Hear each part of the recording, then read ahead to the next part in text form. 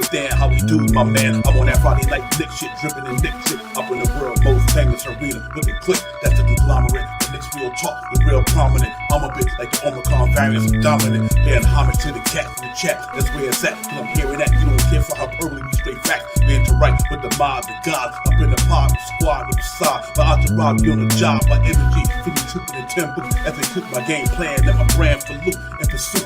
Going hard like the New York City gritty committee. Cause that the Knicks we know is pretty, but we all stay giddy. But we embrace the fan base like the late Anthony Mace. We trace the logo when there's hair space that appear like square space. Staring down on the Chase Bridge, look at that Knicks City drip. And City Jackson's on the court, looking pretty legit. I stay true to the orange and blue. I thought you knew for him a few bars to shine like stars divine to Mount Mars. Knicks real talk. Here we go, let's go. Knicks real talk right here. I'm representing Knicks real talk. right here. Here we go, let's go. We here in the building. Knicks real talk. Let's get it. Here we go, let's go. Yeah, for real. Yes, sir. Knicks real talk. We here. Here we go, let's go. Knicks real talk. Let's get it. Let's get it. Yeah, for real. Yes, sir. Let's get it.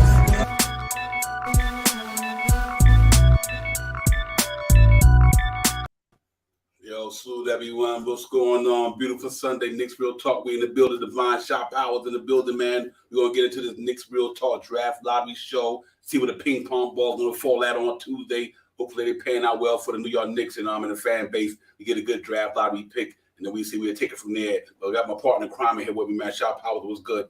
Salute to you, Divine. Salute to the chat. Let's get it.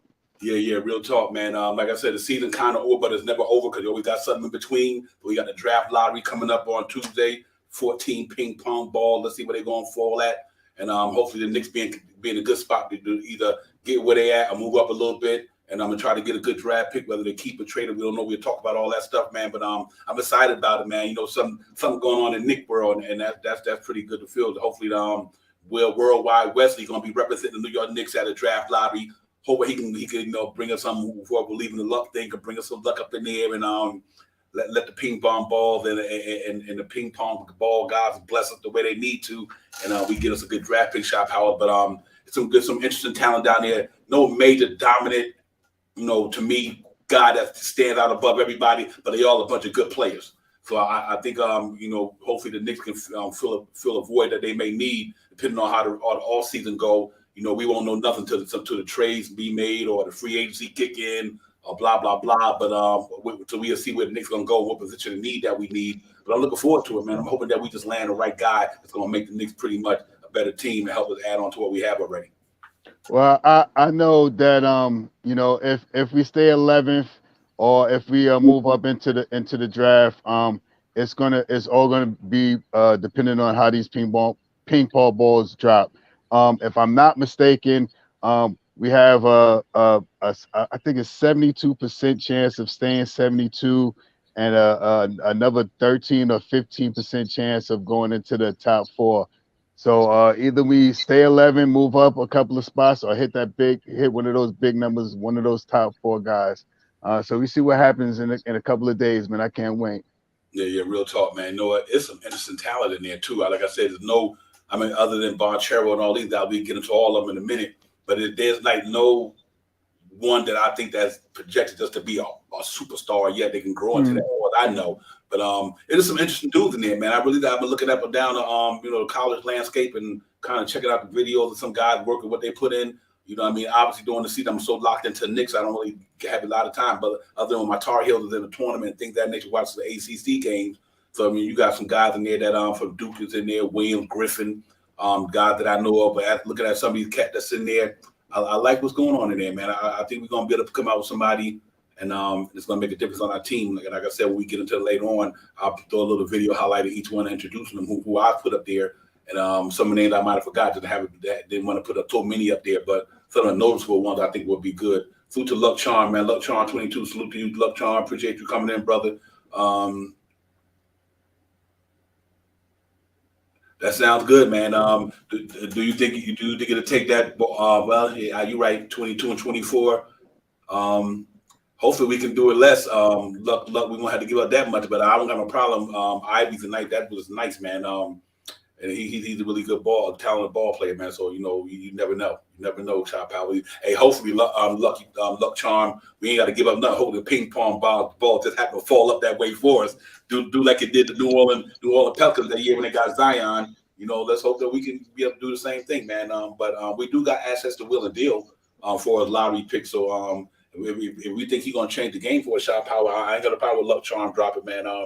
Get somebody in there that's gonna be, it is tough because we know with the lot of the young talent we got now with the Quicklys, the Grimes, and the McBride and all that, it's very interesting to see what the Knicks gonna do because we got so much young talent there now. We're very interested to see what they're gonna do for sure.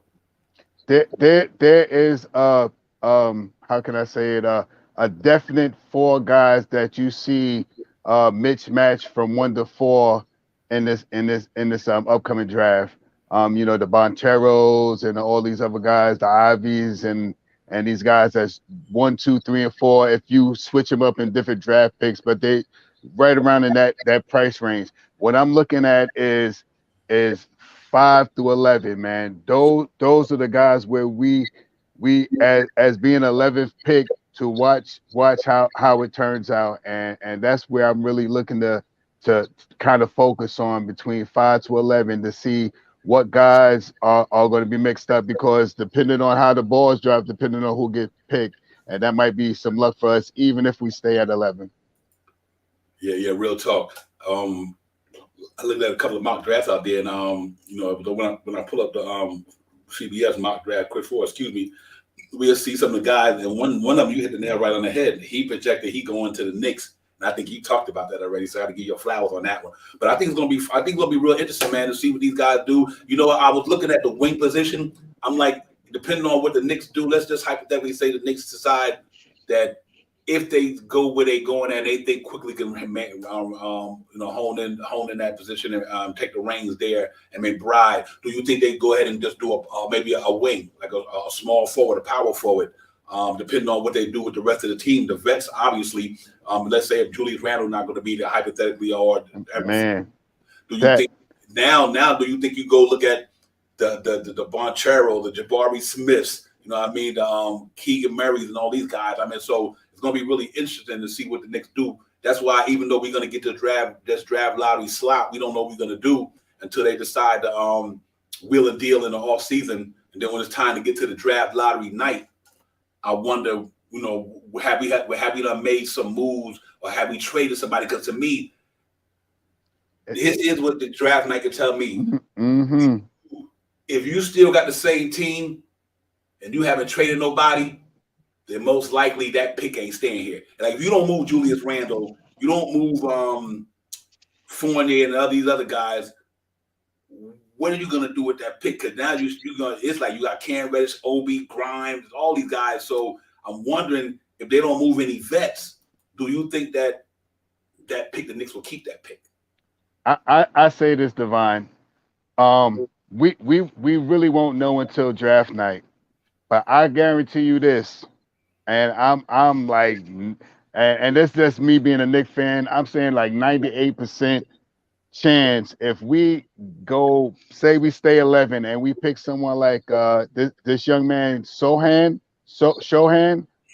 man, it's no way in the world that you're gonna sit here. I'm 98% sure that Julius Randle will not be on this team next year. So draft night, when they start making the picks, is going to make a big difference on how we can look forward. Now, I'm not 100% sure, but if we go power forward and this guy Sohan is still available, I'm about 98% sure that we will not see Julius Randle starting the New York Knicks this year. It's a 2% chance that they might move Obi, but if they get this guy, it's not going to be enough room for him, Obi, and Julius Randle to be on the same team. And this is the way I'm looking forward to this year.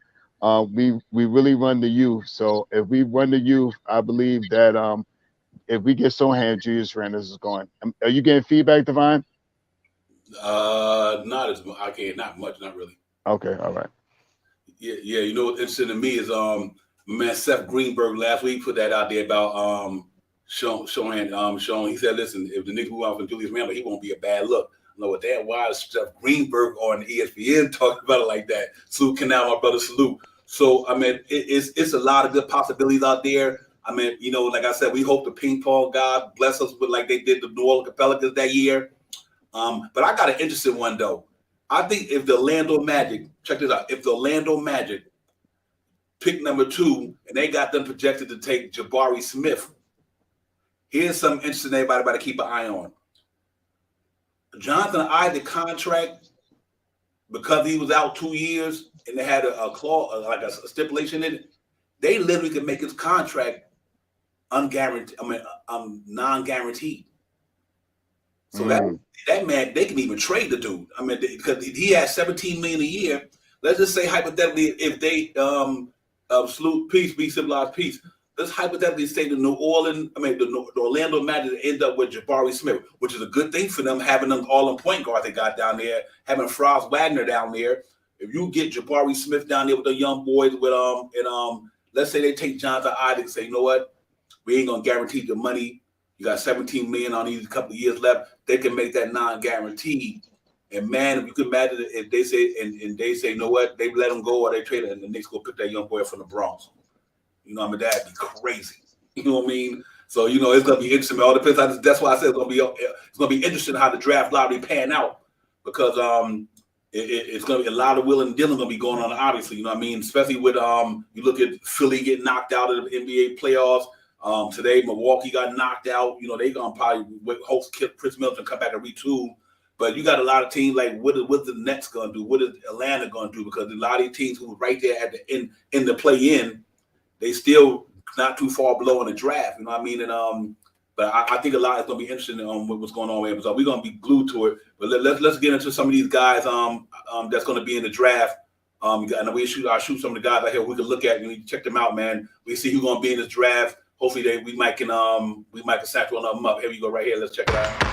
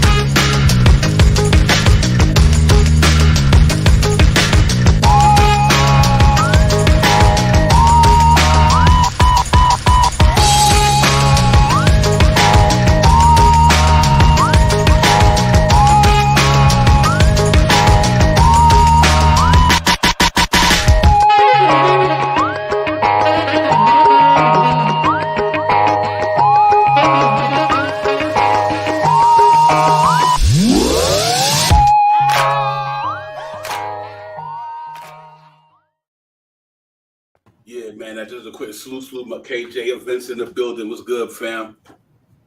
Shah Devon, salute, chat. Peace. What's going on? Get it. Yes, sir. Yes, sir. Yeah, man, real talk. You know, we breaking down this draft lottery thing, man. Let's get into all that stuff, man. But them a few guys that I think, out of them 20 guys I put up there on the screen, I know some of them going to be in that draft lottery in that 1 to 14 position. I think there's a lot of good talent down there. I think the Knicks should be in good shape no matter what they do. If they decide to go ahead and grab one of these guys, or if they don't move the pick, you know, down the line. But like where the ping pong's gonna put, where they gonna fall? I said number 7. The last stream we was on. So I think they're gonna fall. I think they're gonna fall at number 7 for the Knicks. Shop hours. I mean, like I said, this is a big range of where the order could be. The top 4 guys are really out there already. You know, you got the IVs, the Holgrams, the Apollos. Those guys are pretty set in through 1 through 4, 1 through 5, kind of, or at least on a lot of the drafts that I've seen. But that range within 5 through 11 changes up depending on who is picking, who where the ball drops, who is going to pick between Pistons, Pacers, Kings. Or it depends on where the balls drop, depending on who's going to go, man. And it's going to be exciting to see what teams are going to grasp what spots. Yeah, real talk, KJ. Like I said, I had number 7. I think you went 7 as well, didn't you? I went 7. Yeah, I went 7. Yeah, I went 8. Okay. So That's our lucky number there, 8. yeah. So let's hope that 7 pan out, KJ, man. We can go and get one of these young studs out there, man, that can help benefit us if we willing to move on for some of these veterans that we have. Yeah, man. Hey, look, we're not gonna find out, man. And I just think something drastic is gonna happen. Like, all the years we looking for this Knicks to get them top 3 picks, and hasn't really happened like that since the RJ year. Let's let the balls finally fall to us finally. So hopefully we can get a 7 or we can get a top 3 pick. You never know what can happen. But again, fellas in the chat and ladies in the chat, I'm expecting a big splash either or. Whatever we do with this pick, I just believe the Knicks is going to trade out of this pick.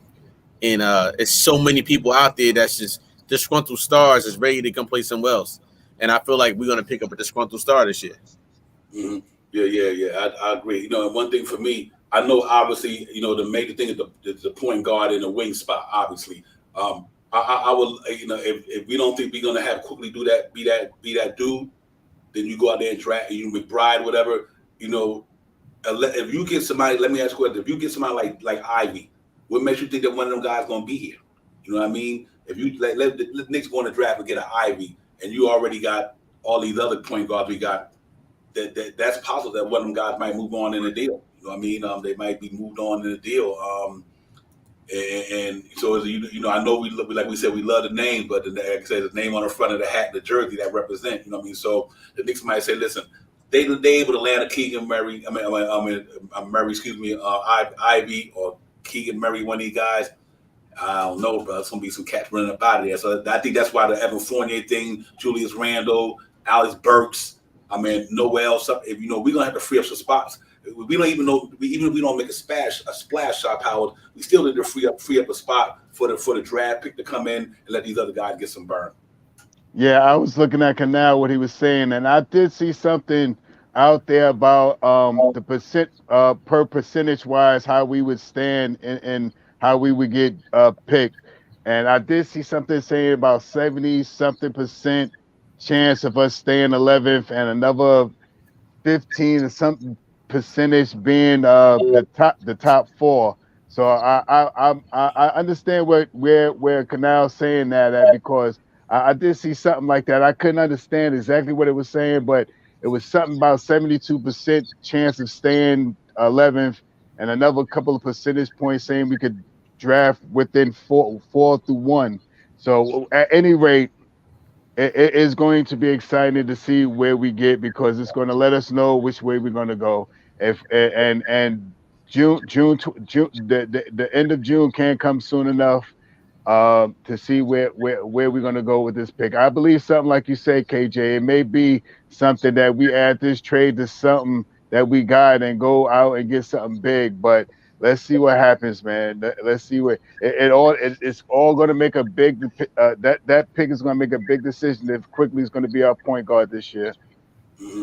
What's KJ was interesting to me, and I go back to the year Leon Rose took over, and I kind of see him trying to go younger. Think about it, when he brought in Walt Perrin, Klein, and the capologists, he brought in talent evaluators. You know what I mean? So it makes me think that when they went out there and got Deuce McBride, Grimes, Sims, it do kind of feel like they really want to do this young thing. You know what I mean? So having these guys like Walt Perrin out there, who's a very excellent scout of talent. Even Scott Perry, they got a good eye for talent.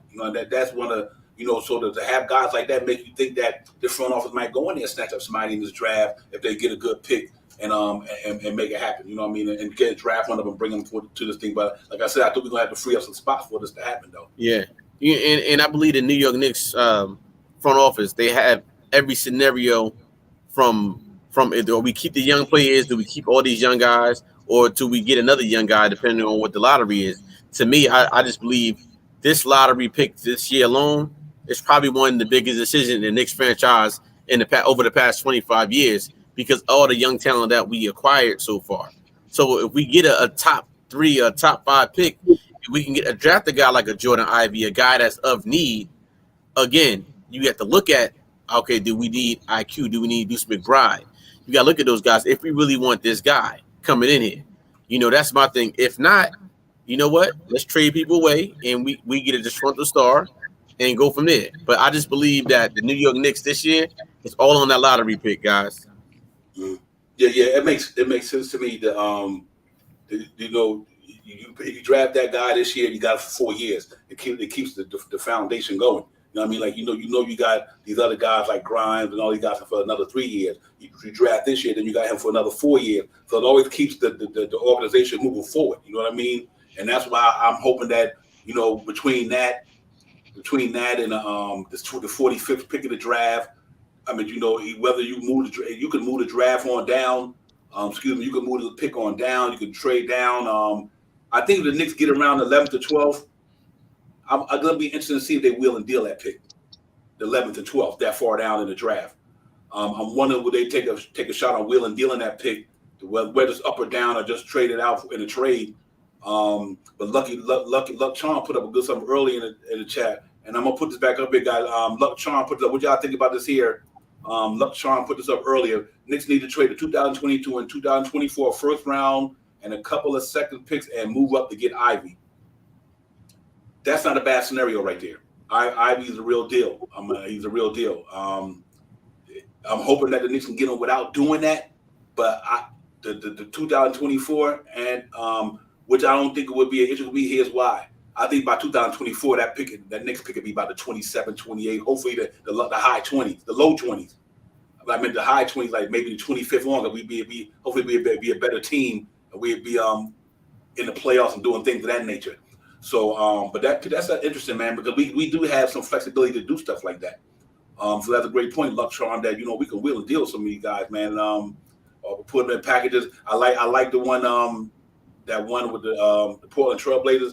If you could pull that off with Randall and get that 6th pick and take back Bledsoe and I guess Nasir Little, I don't think that's a bad deal neither. You get to get off Randall's contract. You move up to the 6th spot and you got the 11th pick. And you don't know where that 11th pick might land at. You know what I mean? So I think that's another scenario. If they think Dame and Anthony Simons and them, and I think Randall fit well down there. They need a guy like Randall down there as well. So I mean, you hope things like that can occur. But I think we're going to be all right, no matter what draft pick we fall under, Sharp Howard, no matter what range we fall in. I think the Knicks going to be fine, though. I think with Walt Perry, one thing I am confident is that he know how to evaluate talent. So it makes me feel good that he's going to pick the best player that he thinks fits the team or whatever. I believe that we got a steadfast front office this year. I think with the picks that we done seen over the last couple of years, we have players that we talk about that we drafted ourselves, and they're good looking players. And it was this office that we have right now that picked the players.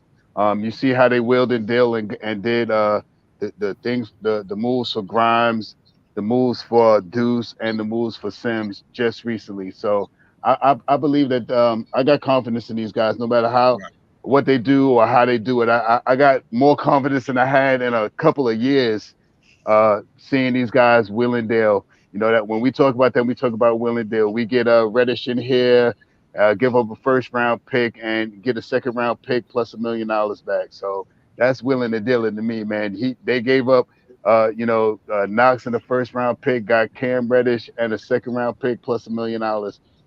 That's willing to deal to me, man. And I got confidence in these guys to make good, steadfast decisions for this team to go forward for a long time. Yeah. KJ, do you have a favorite player in the 2022 draft that you would like to see on the Knicks, or anybody in particular that you got an eye on? I do. Yeah, Ivy. Ivy's my guy. Again, just to piggyback with Shy is saying, and if you look at the last couple years since this new regime been here, they know how to draft. They drafted guys in the second round. Yes. I mean, granted, the Obi Toppin thing, but Obi's coming along. So what I'm saying is they have no busts right now in their draft, right? So even if we get the 11th pick, I'm fine with them because they know how to draft talent. So what if the Knicks do this? We draft somebody and we still could trade. Don't forget, we have no money. So we still can get rid of guys like a Julius Randle or a Evan Fournier, Kemba Walker that's eating up money, keep a bad draft pick, get something back for the trade when you trade them. So I think that scenario might be on the board for them too, still drafting your number and still be able to trade some pieces away, depending on what we get. Even if we stay at 11. If we stay at 11, We draft that player, whatever. Keep them. Right. Say it's the player we getting away rid of Fournier or Julius Randle. We get that power forward. That's it. We get that shooting guys. That's it. You keep them, and we still got to get these guys out. I think that's got to be on the board too, fellas. Yeah, that's what I think is going to be interesting. We won't really know what the Knicks going to do until the season, the off season really kicks in with the free agency, draft night, trades. Wondering if these guys are going to trade with some of these guys we talking about here at the Randall and the Fourniers and all these guys. But I would love to see us definitely get a young thoroughbred in there. I think I'm good with either or, point guard or wing. We obviously can't get up in the top 5 and get the Ivies of the world. It's some guys out there like Matheman, Maturin, all these guys, Keegan Murray. Obviously we let me throw some guys up there, guys. We go over and we can look at some of these guys, man, and we'll see that I think that the Knicks can definitely come across right now. If you look at the number 1 pick so far projected, this is CBS. I think Chad Ford mock draft. They got Banchero out of Duke going to the Rockets. Good pick for the Rockets down there. They got Jalen Green down there. They got the young Turkish guy Sugan. I think I'm pronouncing the name right. Deshaun Tate. They got a lot of good young talent down here, man. Obviously they're gonna try to move on for John Wall. So they did pick Banchero there. Now you got a crowded front court with Tristan Woods, the young Turkish cat they got there, Sergov, whatever I pronounce his name right. He come in there, so it's gonna be interesting. You got Kenya Martin Jr. down there, so we'll see. But I think they got him projected to go number 1 to the Houston Rockets. If that's the case, then you might have to think about Tristan Woods and all the guys in that last year they deal getting moved up out of there. If that's the case, then this is the one that's got me interested right here. They got Jabari Smith projected mock draft to go to Orlando Magic. And I spoke to Shaw about this earlier, knowing that Jonathan Isaac coming off a 2-year hiatus with that ACL. He got a $17 million deal each deal, but they also can make that deal non-guaranteed because he didn't meet certain requirements. They can make that a non-guaranteed contract that Isaac got, and you can get Jonathan Isaac. They can either just let him go, waive him, or they could even trade him. So that's interesting because if you grab Jabari Smith and you got Wagner down there, that young boy Wagner, and they got a lot of guards, and I don't know if they would keep Jonathan Isaac. So that would be interesting to see for me with Orlando. I'll keep my eye on Orlando for that reason. If they pick Jabari Smith, I want to see what they're gonna do with Jonathan Isaac. That's a local kid, Bronx cat. If I'm not mistaken, Florida State. Before he had that injury, he was on the cusp of getting it, man. Defender. Man, I'd love to see him down here with Mitch Obi topping at him. I don't have a problem with that. You know what I mean? That'd be interesting to see. This cat right here impresses me as well. Keegan Murray. I watched some film on this young man. That boy can get it, man. He can get it. He got game. He really does. Detroit pick him. That's gonna be interesting to see what they do with. They got Jeremy Grant down there. What they're gonna do with Jeremy Grant's contract? If they wind up taking Keegan Murray, and they're young as they are, and they want to put him in there with Sadiq Bey and my man Cade Cunningham and all these guys, it'll be interesting to see what they do with that as well. Who knows what Detroit gonna do if that was the actual draft, they would take him. I think that tells me Jeremy Grant might be out there because you still got Isaiah Stewart and all these guys. I mean that's pretty a lot of meat up there in the front. This guy I'm interested in, Chad Hogan. Then again, 7 foot, 195, Nerlens Noel type body. But I'm interested to see what he gonna do. He got some skills though. He made me think of the young boy out there, Pokacheski, out in Oklahoma City. That guys like that with that thin frame, but got all his skills though. But Chad Hogan was a good shot blocker. 39% from 3-point range in college. Got length, 9 rebounds, 14 a game. I think if he go to Thunder with Josh Giddey and all them young guys down there, so I think it'll be interesting, man. What these dudes do? Then that go to my man Ivy, number 17 a game, 4 rebounds, 3 assists, 35% from 3-point range. Combination with athleticism, you can get it, man. My man said reminiscent of Ja Morant. Boy, the Knicks pull that off. You know what I mean? So, and we get into some more in a few minutes, but that's they projected. Then obviously you got Shannon Sharp. A Skywalker, bro. Skywalker. He didn't. I don't really think he didn't do the Kentucky team, but he went to Kentucky. But I don't know if he played. But he's a talented young man as well. So I'm definitely dying to see what they're gonna do with guys like that because there's some talented young men they got there, man. And I hope we just be a part of getting some of them cast. I like Keegan Murray. That boy, he nice. He nice with his. He really is, man. So be interesting to see Shot Power. We got a lot of options there. Yeah, like I said, man, those top 4 guys kind of stay around the same bracket. The guys that from 5 to 11, is like it could go either way, man. There's some other good names out there, like you were saying. There's Ben Matheman out there. There's Davis out there, Ty Washington, Daniels. There's a whole bunch of guys that fall in between that 5 and 11 range that we could look at, and that's where I'm kind of looking at to see. Even if we don't move up where we would be, in range of who we could pick, and on top of that, by June 23rd, I think it is, or something like that. Who are we going to pick with the number that we have? Yeah, real talk. Salute Nick P. Glad you were my brother. Glad to know you're doing well because you're here. So that means I know you're all right. Salute to the whole chat, man. That beat Civilized, the Law Wide, D Cool. Everybody cash out, man. Y'all got to pop it up in there. But it's going to be interesting. Excuse me, KJ. I just think that whoever we get, I think they can make a difference. And they got a lot of young, but I hope we get a dog though. I want somebody with a really aggressive defensive mentality, but they got offensive skills. He ain't scared of the ball on both sides of the court, offense and defense.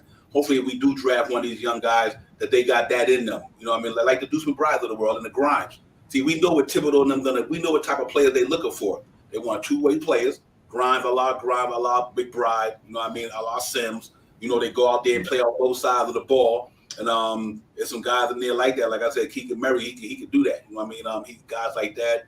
What's our man, Ochi from Kansas City? Kansas, who won the national championship. That boy can get it as well. Ajanabi, something like that. So, yeah. So we're going to be interested to see, man, KJ, what these cats do with this pick. But I hope they bring somebody in that just fits the culture and it can make a difference. And I think at this point, the young guys set the bar high. You know, the young guys that we have now set the bar. So it's like these young guys that we may bring in with 11 picks, is the guys going to be better or equal to Deuce McBride or Grimes or Sims? So we got to think about the 3 guys that we drafted last year. So it's again, these players could be good on paper, but we don't know what the NBA game looks like. So again, is it one of those top 3-4 guys that we can really use, like a Jordan Ivey? If we get that young man, that's heaven sent right there.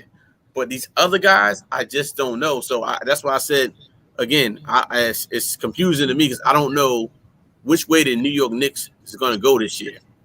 But again, we've all been on this panel saying that we want to keep the young team that we got. We want to keep the culture together.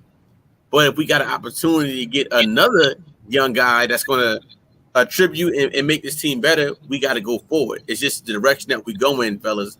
And I'm a little confused. I just don't know which way we're going to go. But I can't wait to see where that lottery ball falls to on Tuesday, because that's important for us. Yeah. Hey, man, you know what?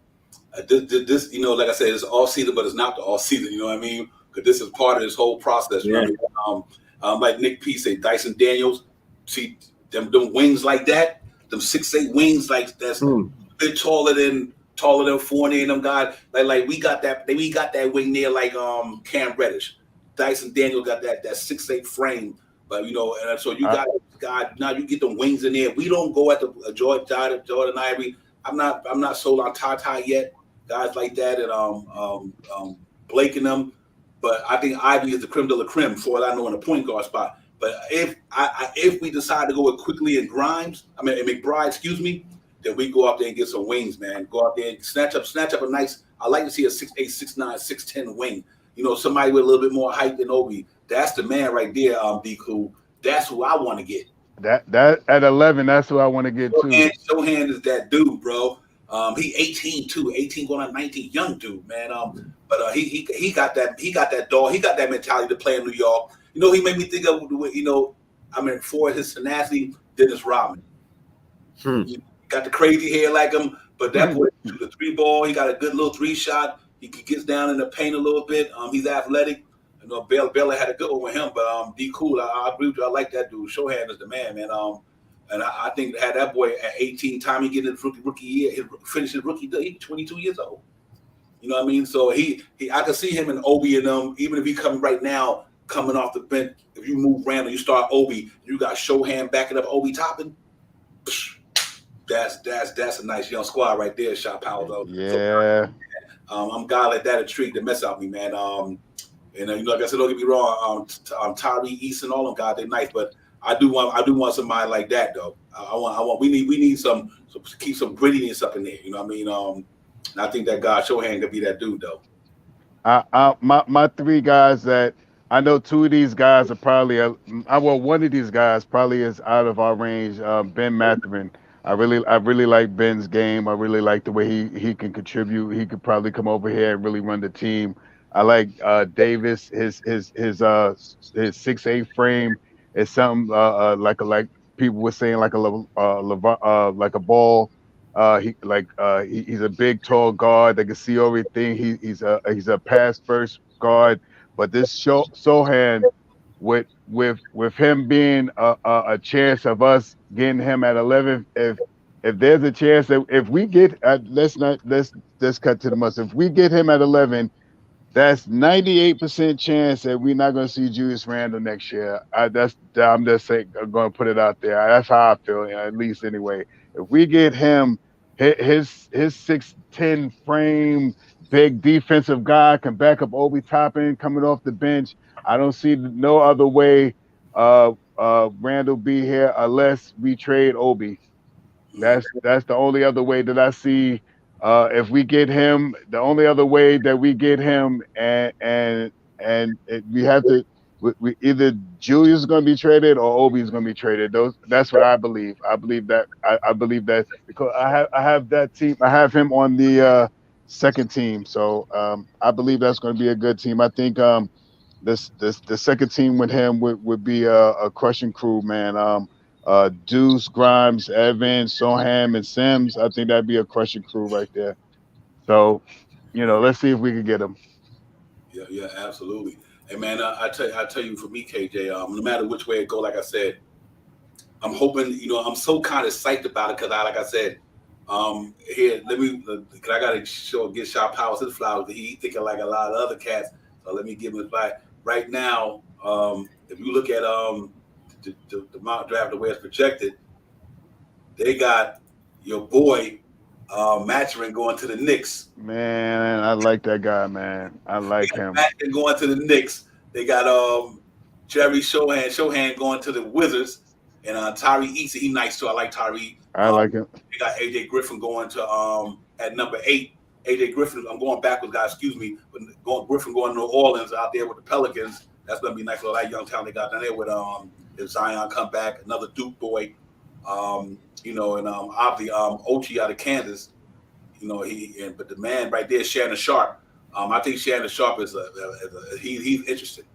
That cat got hops for days. Oh my goodness, between him, Obi Toppin and Sims, he talking about some athleticism for you. Yeah, that boy Shannon Sharp can jump out the building. 6'6", 200 pounds. I like that size in him. That's a good size for 6'6", 200 pounds. The kid can really get it, man. So whoever get him going to be a gem. And that's why I said if the New York Knicks do that deal with Randall, and out to Portland, for you can get that 6th pick from Portland, there you go right there. You know what I mean? And so it'd be interesting. But it's a lot of good cats down there. Like I said, Ochi, he good. He got my boys in the national championship game. He's nice. Griffin out of Duke is nice. Tyree gonna be interesting. 6'8", 216, shoot 35% from 3. AJ Griffin shoot 44% from 3 in college. Woo, he's dropping it. Shohan got to work on his 3-point range, but he's more of an inside threat. Matheman, 17 a game, 5 rebounds, 2.5 assists, almost 37% from 3. That's good. But that boy got athleticism too, man. That boy, he'll put it on you. He's strong, man. He's a big dude, man. 6'10". I mean, 210, about 6'5". Something. What was his project? 6'6". Mm-hmm. Yeah, he's a big dude, man. I watched a couple of his games, man. He's strong to the hole. He got a little mid range. His 3-pointers is not they are okay. He about 30-something%. His mid range is good. He probably needs to pick up his assist a little bit, but I liked him from the first time I seen him, man. I've been speaking about him for a while. Mm-hmm. Yeah, man, it's some real good, interesting ones in there, KJ. So no matter what, I think it's going to find a diamond in the rough in there. They'll find somebody who can help bring the team along and make them better. Right. And again, we got, I know we like the names, but I believe this is always a sleeper in every draft. We got, if they can redraft the Quickly and Grimes thing, they wouldn't get picked up. They get picked maybe in the top 15, top 20. Sure right enough. Now. So again, I'm loving what the Knicks are doing as far as their draft. Their scouting is great. So that's, to me, is 1 through 11. We draft. I don't mind who they pick, because they show me in the past that they can make good draft picks on what was the need for right now. Again, what is going to be need for this New York Knicks team when we got all these young assets that we got? What else more do we need? We need a point guard. Okay, let's go get that guard. Again, to me, the only valuable guard for me that I want to see that's going to be game changing is Ivy for me. So, I can't wait to see. Yeah, real talk. But you know, Allah Wise brought in a good point. Let's say if we do keep Julius Randle. See, that's what's so interesting. That's why we really can't determine what's going to happen till we get to that draft night, and that way, if any wheel and dealing be done before draft night to free up some spots. Because, like I said, Quentin Grimes, McBride, Quickly, Obi, Sims. I mean, it goes on. Cam Reddish, RJ. I'm probably missing somebody in there. We got almost 8 young guys that's literally on that team. 8 youngsters. I mean youngsters. So other than the 5 vets, who's almost 28, 30 and up, if we keep Julius Randle, what does that do for Obi Toppin? What does that do for the draft pick? Because if you keep Julius Randle and you keep Obi Toppin, you keep Fournier, what is this draft pick going to do for the Knicks? Because number one, if he ain't a superstar, I'm not a superstar, excuse me. If he's not talented enough to crack that rotation, then we picking this guy for just to sit on the bench and be a situation.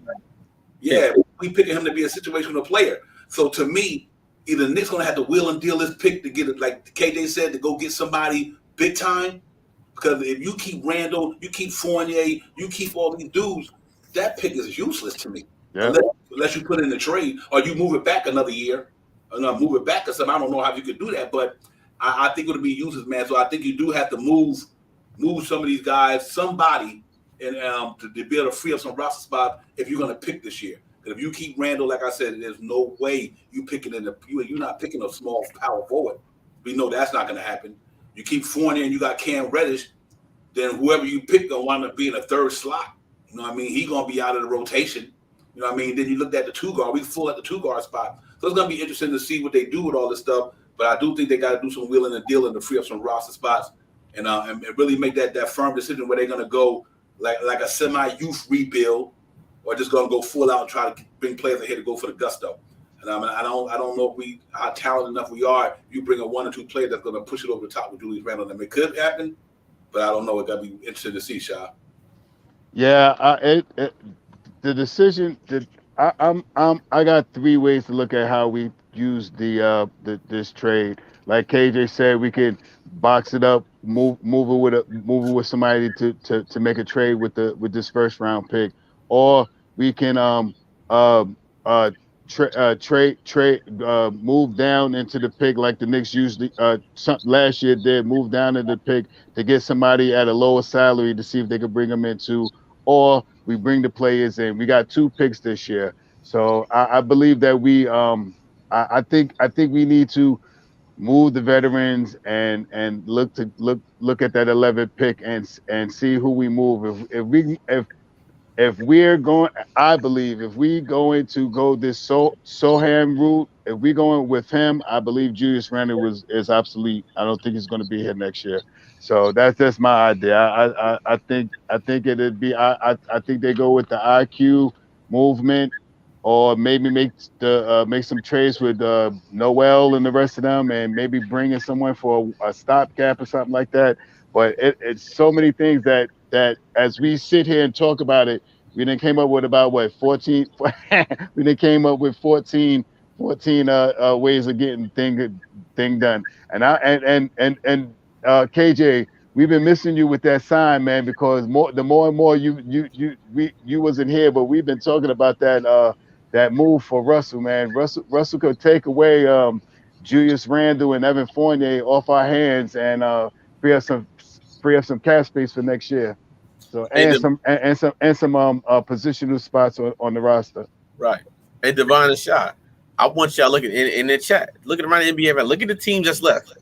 Boston, right? Dallas is about to win. And Golden State, right? Those three teams, they have veteran presence. These teams they've been building for quite a while, especially that Boston Celtics team. Again, so if we're trying to get that level, we have to build from within. We build. If we can get somebody we draft them, okay. But I'm on a level like this. If we're not going to do that, we bring in a veteran like this. I still think this guy is going to be our starting point guard for the 2000.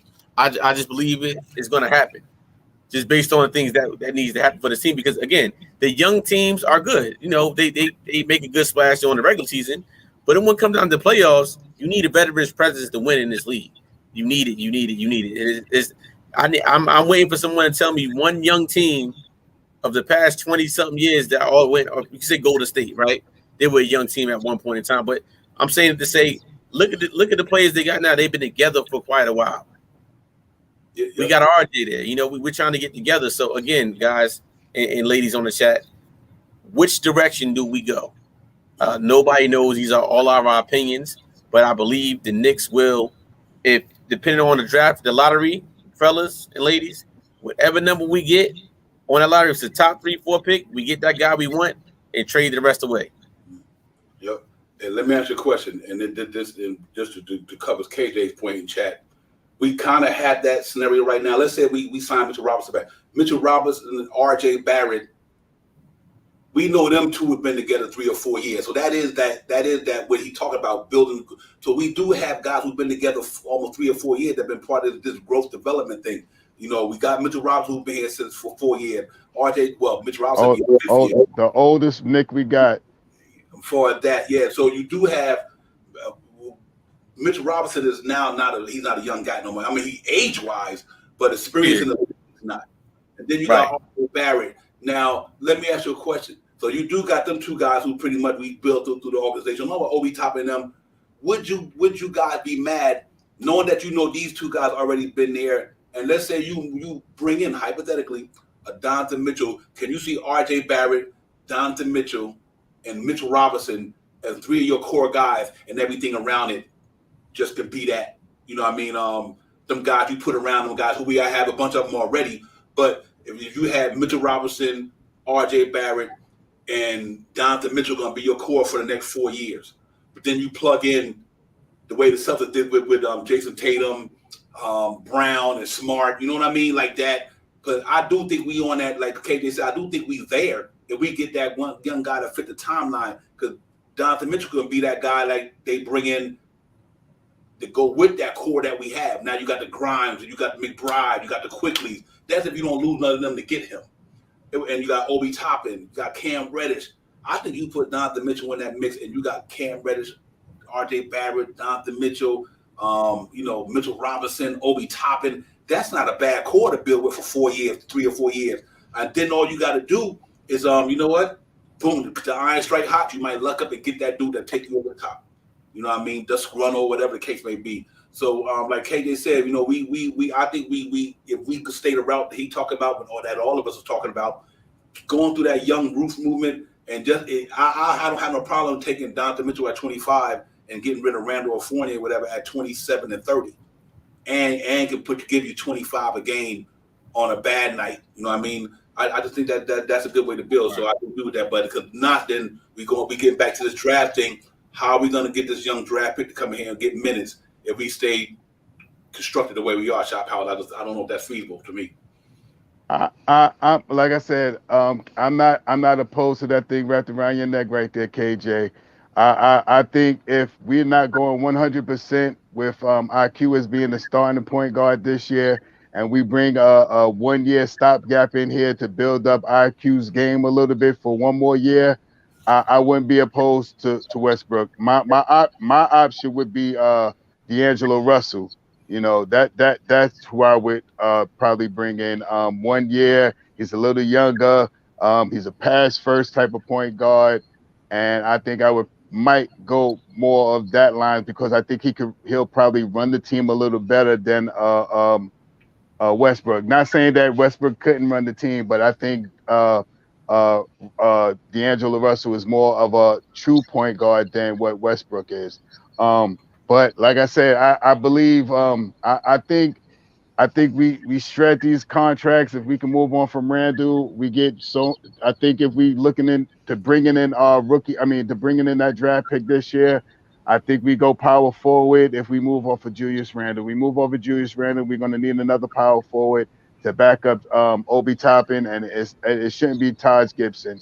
So I believe I don't believe that we have enough time. Maybe a veteran, maybe we could get a veteran or something like that if we don't get a power forward. But it all depends. Like, this ball is going to make a big decision because this ball could be part of a trade piece, and I think that's one of the higher probabilities of what this 11th pick would be. But let's see what happens, man. This is going to be an interesting month and a half, 2 months to June 20-something to find out where we're going to pick on what we're going to do. If we get this guy Soham, I'm 98% sure that Randall's not going to be here next year. Yeah. Real talk, at KJ, I showed Shot this earlier. I got to show the chat this. You got that Western Westbrook sign?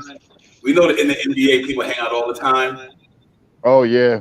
What did I see right there? What was that? Emmanuel Quickly, Donovan Mitchell, and 2 others. Emmanuel Quickly, Donovan Mitchell in the back, and 2 other dudes. Who the other 2 dudes? I don't know, but that's your future backcourt in New York right there. Let me throw that out there, Chad. Conspiracy. Right. Conspiracy. Hey, but in all serious though, think about it. If we're the Knicks front office right now, right, and we got the draft board in front of us, and look at all. Let's pick 3 players. Let's pick Obi Toppin and Grimes and McBride. Guard forward, shooting guard. We got an opportunity to draft either a power forward. It's the power forward. What can the power forward do that Obi Toppin can't do? What can the guard do that Deuce McBride can't do? What can the shooter do that Grimes can't do? So when we're looking at these players, we got to assess that what we have. So again, it's one of the things. If the players that the Knicks want to draft, and say we get the number 11 draft pick, okay. Are we going guard or power forward? Is the person better than Obi Toppin at this present time? What do they do different than Obi Toppin and all the other players that I just named? So that's kind of where I'm at. Like, okay, if it's not, we trade it, we get assets back, and keep it moving because we got nice young pieces now. And again, to the chat in Divine and Shah, we weren't that far off this year. We missed Noel and D Rose for quite some time now. And again, if we had those 2 players for at least 30 games, we would not have been in the situation that we were in this year. So how far off are we really? So to me, is the Knicks still in a great place, a better place they were in the years past? And again, it's one of them things is which way are we going to go? Facts. Yeah, absolutely. I think somebody got at KJ. You might have a little echo. I think you got an echo in your stuff. Okay. It's very interesting. You had a lot of great points there, KJ, because that's what we really boils down to: direction. They're going to go a little younger. Are they going to speed up the process? They're going to slow the process down. Either way it go, I think we in a good position with either way it goes, Shop House, because we do have tradable assets for expiring contracts. so we can go that route. We good there, but we also got a plethora of good picks. We got this year. We got the 11th and the 45th. What happens with that 45th pick? You know, it's interesting because we got a lot. We already pretty much got a full roster now. So if you got that 11th pick and that 45th pick, I didn't think they were going to happen last year. And I'm going to lie to you. I did not think the Knicks were going to draft all the players last year. You know, they went out and did it. We had four picks last year. Two in the first, two in the second. We went and I didn't think we were going to draft all of them last year. We drafted all four of them. You know, so it really is interesting with that. The website as a catch-22 has been due to if Noel's healthy. Yeah, you're right. You're 100% right. I think a lot of that really played a part. I think Grimes as well. I think when Derrick Rose went down, Grimes had his opportunity coming in. You're 100% right. Be civilized. Things like that would have happened. The only thing I didn't understand was, like I said, was the McBride when Kemba Walker took out the rotation. I just thought that was the only one I didn't understand why they didn't give him more time. But I think he's going to come out popping next year. So we got a lot of young guys now that we got there ready. So it's going to be interesting with this draft lottery. If we stay packed. I think if we stay packed at 11, I got a feeling that pick going to be moved. That's my personal opinion. It might not. I'm only guessing. I know it's a blessing to keep me from guessing, but I'm gonna say the Knicks move that pick. If they don't wheel and deal in this, you know, before the draft lottery night comes, Randall's still here, and all these guys are here. I do not see what that pick gonna do for us. Not if Cam Reddish still here. Not if you bringing everybody back. If the way the Knicks presently constructed, if you bring a lot of people back, then I don't understand these picks. I really don't. You know, so I have to see how it goes with that. But I'm hoping that they can find a way to move on from a couple of these veterans, send them to some contenders, free up some spots, and let one of these young guys go in there and that we've taken a lottery, come in here and earn a spot. Like I said, right now for me, I like Shohan, I like Keegan Murray, I definitely like I like Sharp, I like him. So you know, if he's gonna be point guard or wing, no question about it. Unless we wind up losing Mitchell Robinson and Noel. Then obviously Jericho Sims, then you might have to go look at one of the big boys out there in the draft, either from Memphis, Daniel from Memphis, whatever the case may be, somebody like that. But we're gonna need some size down there. And Mark Williams from Duke, not 7-footer, not a bad guy to have down there, the rookie, the backup Jericho Sims, like he play in front of Jericho Sims, whoever beat each other out if we go young. Williams from Duke, 7 foot, he had a pretty good tournament. You know, he's definitely usable. Yeah, Mark Williams, facts. Thank you, D. Cool. And that's another guy, you know what I mean? So it's going to be interesting, man. It's a really bunch of quality players in here, man. And my man, Jalen Duren, obviously, from Memphis, that's what I'm talking about. You know, hey, if you lose Mitch and you lose Noel, then you need somebody like Jalen Duren coming in, him and Sims. That's a lot of young talent. That's a lot of youth for Tom Thibodeau to have to deal with. You know, Tim. He'll play him, but I don't know if you're gonna want to start a whole bunch of them. We'll see. Shot Powers, but if you lose Mitch, then you got to go that route. But I don't see him drafting the power forward if Obi Toppin and Mitchell Robinson. I mean, and Randall's still here. I just don't see that happening. So the only other spot, if you got RJ Barrett, and Cam Reddish at the 3, then obviously you ain't gonna make no sense to draft nobody. Whoever you draft might not even be in a rotation with them there. Then if you move down the line, you got Quickly, you got Grimes, you got Fournier. I mean, you still got Alex Burks if they bring him back, which, you know, so it's very interesting what's going to happen between now and draft night for sure. It is a big throw up against the wall type of thing, man, because with all the things like you just said, we have backups to backups, you know, Reddish to RJ. We got you know, the shooting guard Fournier to Grimes. You know, we got so many people that we can match up that and still have a little bit of extra people to keep, especially if we bring a lot of the players back that we have this year. But I believe that we're not going to see a lot of the veteran players, man, and it all depends on who moves. What moves are made.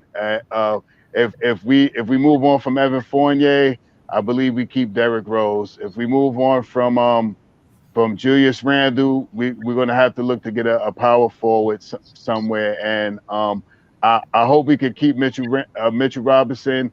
I don't want us to sign another center, even if we do lose Mitchell Robinson, because young centers in the beginning part of their seasons, they stay in foul trouble a lot, you know. And they, like we see with Sims this year, he was real jumpy on the ball when he was on the defense, and got into a lot of foul calls called against him. So I would like to stay away from picking up a center in the draft, but anything is possible, man. If we could pick up a center, a $5 million veteran center or something like that, how we go if we lose Mitch Robinson? I just hope we keep Mitch. Let me be that clear. I hope there was things out there about. Did y'all see Mitchell Robinson shooting a 3-pointer for half court? All right, I'm just throwing that out there. Yeah. He was shooting threes last year, but they said nope. Yeah, he's shooting none of that. Yeah. You know what? Hopefully we get the guard to open up his game. If it ain't quickly, like we hope it might be Ivy come here. We can get up there and get him.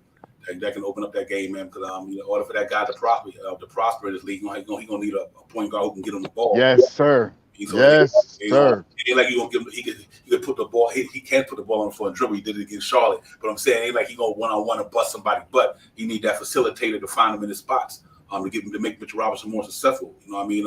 Him and Obi need guys. So that's why the draft is important. But like I said, after Tuesday, then what's that? About June 23rd, around like that, June something. That's when the draft takes place. About another month. 23rd. Yeah, so it's gonna be very interesting to see where the Knicks land and what they would do. But I got one scenario, and not because I don't want to. I think this is another thing. The only way I can see this draft pick working for New York, because we got all the positions. One guy starting, one guy coming off the bench and field. If you move Fournier, right now, you can free up a guard spot for like an Ivy, any of them guys 6'7", 6'6", like maturing. Like, can you imagine? Maturin coming in here. If you move him, now you got Grind and Maturin there. With Grind, Maturin, McBride, and Quickly. That's a lot of nice young talent at that 1 and 2. Really is athletic, they talented. Or because I don't know how you would really make this thing work, Shop. However, we got too many guys there. Alex Burks, Kemba Walker, Derrick Rose. Even if you move them 3. It wouldn't really be. Alex Burks is the one that gives us a chance to let one of the guys out of the draft play, because Alex Burks played all year, whether it was at the point guard, he was in the rotation. At least Kemba Walker, he was in there for a little bit. Derrick Rose wasn't there because he got injured. So you're going to have to move some of these rotation players to even let these guys get a chance to play. So I'm really interested to see what the Knicks going to do. I'm keeping my eye on the Julius Randle situation. If he's here, that's fine. If he's not, that's fine as well. Keeping an eye on the veterans who we got the 1-year deals with, but I'm also keeping an eye on that picture I just showed y'all, Amanda Quickly and Donovan Mitchell. That's what I'm gonna do right there, man. I'm geeked about that. I like Donovan Mitchell's game, and on top of that, him and Johnny Bryan got it popping together, and all that stuff, man, coming out of there, and Kenny Payne and all these guys. I mean, a lot of connections there, man. Like I said, so you just never know. What's going to happen in there, man. But I'm looking forward to everything. Like, one more time, let me just run through the video and let some of the guys who might have gotten the chat before we did it. Let them see who out there in the point guard. I'm out in the draft that possibly Knicks can get, man. Just let me throw it back in there for a minute.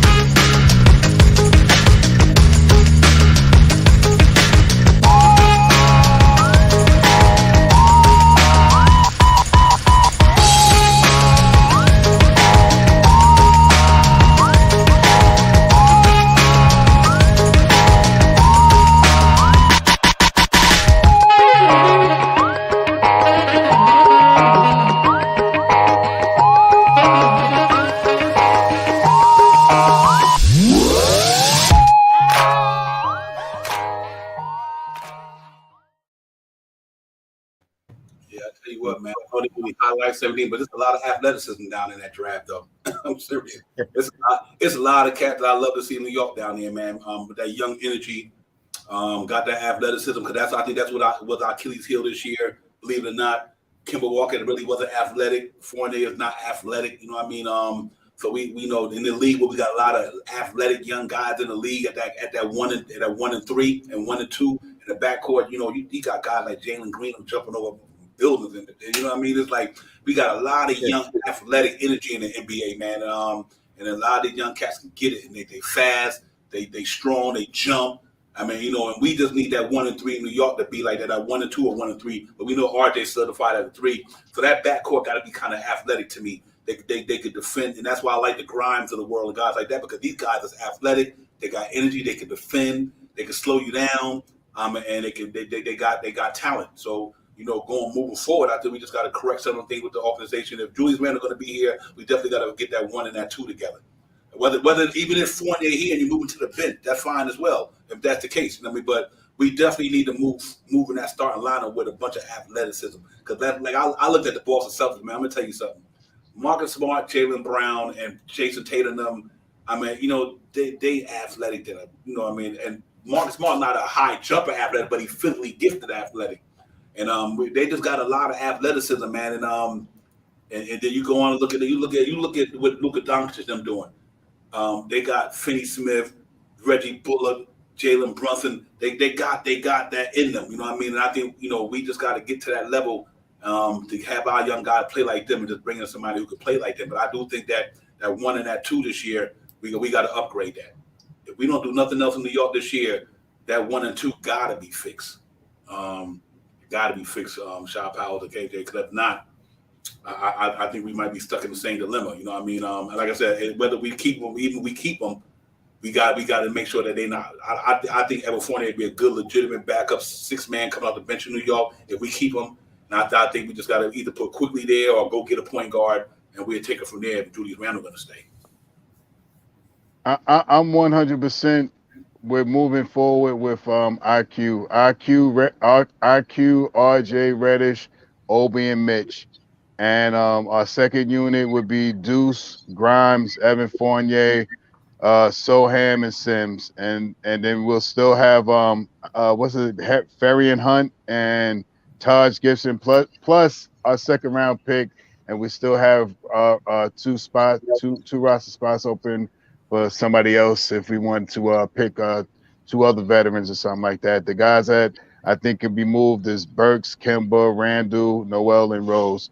And you know, if we can move on from them, I think we can get a Kemba, Kemba and Randall. I think we can go if we're looking to get that stopgap one year guard. I think Kemba and Randall can get us D'Angelo Russell, and those other 3 guys we'll have to figure out how we could. Burks and Noel could probably go somewhere. Burks, Noel, and Rose could probably go somewhere, or you could do Noel, Burks, and Kemba. You know, so many options where there's three people that we can move to bring somebody back. Rangers won. Hey, real quick, Rangers won overtime. There we go. Yeah, baby. The garden is going crazy. Sorry, I'm got the speed up looking. There we go. Let me tell you something real quick. I'm looking back and forth. I apologize, chat. And I'm just imagining New York Knicks right there. Game 7. Rangers move on. 1 in overtime. 10 seconds left. That Ranger thing is inspiration for our Knicks this season. That's what I'm talking about. The Rangers got the young boys, them young boy playing hockey now. The youngers. And I put in the chat the other day when they were down 3-1. I was like, the Rangers younger than the Knicks younger, bro. Here we go. Let's talk. Real talk, man. 10 seconds left. Overtime. 10 seconds left. 1. We needed that today. Yes. Salute to Queen Steph. Dope Soul Sports Talk in the building. Salute, Queen. Salute, Sister Hope, all as well. But yeah, KJ, thank you for that news. I was hoping how that go. And let me tell you, y'all telling me that the Phoenix Suns took an L? Yeah, they took a bat. Wow. I get that score for you in a second. Hey, yo, let me put this out there. Last year, I was telling somebody this last year. if Kawhi Leonard wouldn't have went down, Phoenix wasn't going to be there no way. The only reason they got there last year because Kawhi Leonard didn't play in that playoff game against the Clippers. They barely won that one. I was like, them cats ain't nice like the people think they is. Because if Devin Booker not on this game, Chris Paul have a little age on. They got guys who could fill roles, but they didn't got no creme de la creme other than Devin Booker and to me and Chris Paul. You know, Chris Paul ain't did it there yet. So wow, that's interesting. Luka Doncic and salute to them Knicks, man. Salute to Frank Ntilikina, bro. Put that out there, man. Tim Hardaway Jr. Tim Hardaway Jr. Frank be blocking jokers up, man. I'm trying to tell y'all. The other night, Frank put them boys in a donut the other night. Salute to Frank Ntilikina, man. Once a Nick, always a Nick, man. Reggie Bullock, all you cats, man. Hey. Real talk. That's what's up right there, man. Y'all want the final score of the game? Game is over. 123-90. Dallas. Wow. They killed them. It was worse. They was down by 50 at one point. Yeah, they was beating them the other night like that too, man. Wow. Hey, but look, guys, Devin Booker, a disgruntled star. He's gonna be open. Devin Booker made me mention he comes to the New York Knicks now. That's been floating around for years too. So I'm just throwing that out. That is true. Hey, I'm gonna tell you something. That's the difference in a coach and defense ball players. They get look what got them over the hump. They brought in Jason Kidd. They brought in Reggie Bullock. They brought in Frank Ntilikina. And they shored up that playoff spot. That's what I'm talking about. Defense win, man. You don't got now. Offense win games. Defense win it all. And that's what that's what I'm talking about. Salute to the Mavericks, man. Salute to Frank Ntilikina, Reggie Bullock, all them cats. Jalen Brunson, maybe be a future Knick. You never know. That was a good win for them, man. Good win for them. Hey, can I ask you a question? Say that Dallas wins the championship. Does Porzingis get a ring? Being that he was on the team in the beginning of the year, how does that work? Oh, that's a good question. That's a very good question, KJ. Nah. He got to be on the winning roster. Am I not? Okay. He does. Yeah, he signed to the Washington. He went to Washington. Okay. Yeah, he signed to Washington. I don't think he gets a ring. Yeah, I think he has to be on the winning roster. Like if he was hurt or something like that, or if he was I think so. Yes. Yeah. It's yes, right. That happened in the past, right? The team get traded and you still get the ring. So yeah. Wow. Yeah. A ring. That's wow. We gotta look at that. Oh wow, I didn't know that. You learn something new every day. Yeah, but just to piggyback off what I was saying, we get back to the draft talk. That's the reason why I didn't want Reggie Bullock going. I didn't want Frank going. All the people thought we was crazy because Frank used to lock jokers up though. Everybody want to get on about to play with Trae Young. The man coming off the bench ain't played all game long, and Trae Young beat a lot of people. But if you look at Frank overall, his plus minus when he was on the Knicks, he impacted the game more when he was in the game from a winning standpoint. And sometimes it might not be all about how many points you get. How can you impact the game? Reggie Bullock was the same way. That's why I said Reggie Bullock $10 million, Evan Fournier $18 million. See, that's why y'all see why I was tripping off the Evan Fournier thing. You giving this cat $18 million, he can't do nothing. He can't play defense like Reggie Bullock. But Reggie Bullock can shoot the three ball like him though. And Reggie Bullock guarded the best threes in the league last year. That's why I was like, we need a 2 week for that much money. We want two-way guys play both sides of the ball. I think that's a lot of money to get somebody who just can track that. But that's the reason why. But I'm glad for them dudes, man. And I'm glad for them, man. I really am. I'm glad for all the cats, man. Salute to them. But yeah, man, I think what, moving forward, they did it the right way. Look, they drafted what? They drafted Luka, they drafted Brunson, they drafted Finney, and they put jokers with them. You know what I mean? And we just got to be on that same peak. We drafted Mitch, we drafted RJ, we drafted Obi, put some people with them. You know what I mean? And looking at the same way Boston stuff, they drafted Smart, Tatum, Brown, they put people with them. We done put a little core together. Now we just got to put people with them. That's why I'm not mad at it. That's why I put that down. Come on now. So it's fun, man. It's fun. Go ahead, KJ. Hey, now look, based on that point, right, Divine and Shy, defense wins. So why would we get rid of a guy like Grimes and McBride? And we know that they can play defense like this. So again, to me, bring in these defenders now, because like you said, look at Boston Celtics. Look at the 90s Bulls. They play defense. The 90s Knicks played defense. I mean, defense wins. So let's bring these defenders in. Let's get to where we need to be back. Let's bring a whole bunch of defenders in to get back. These names sound good, but I want to get into that winning spirit in New York City. So let's bring them in. Hey, I gotta hit y'all up with this here. Oh, this is one real quick one on the Frank part. You remember the grindhouse? You know who was worse than Frank on offense, but his defense was so good that Tony Allen. Remember Tony Allen played for the Grizzlies with him and Zach Randolph. Here go another cat. When Andre Roberson for the Oklahoma City got injured, Kevin Durant was never the same. Andre Roberson couldn't hit the back, could even shoot in the ocean. But man, when he was in that game, his defense he made Westbrook and Durant and all those guys have easier moments in that game. You just need guys who just do one thing real good sometimes. And on the defense is you can't put a value on that, man. Tony Allen was nothing on offense, but man, him and Marc Gasol and Zach Randolph and them cats down in Memphis, that was grindhouse. Them cats was real with that. And just like my man Roberson, it's just guys that played that role.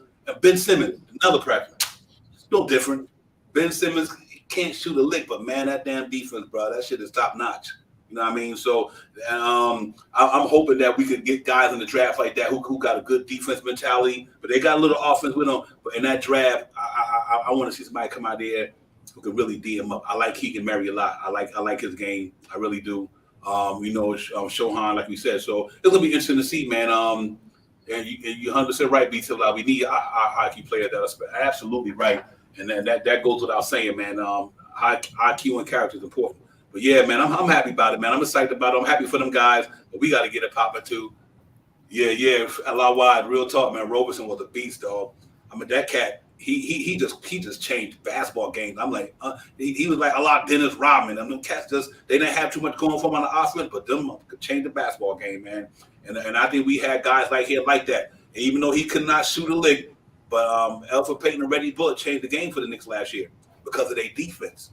You know, they defense changed the game for New York. That's why we was up in that high echelon of defense last year, because of guys like Elfrid Payton and Reggie Bullock with that mentality.